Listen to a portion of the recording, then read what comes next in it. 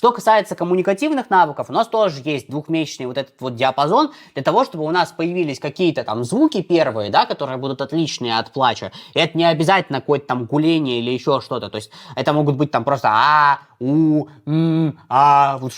любого спектра звук. То есть если он есть, все окей, не заморачиваемся, не переживаем. Ну и, соответственно, это реакция на громкий звук. То есть ребенок, грубо говоря, должен поворачивать голову или каким-то образом реагировать на, там, я не знаю, если что-то там упало, там, я не знаю, или мама там издалека закричала, или еще какой-нибудь звук появился, ребенок реагирует, все у нас с коммуникативными навыками прекрасно, классно и нормально.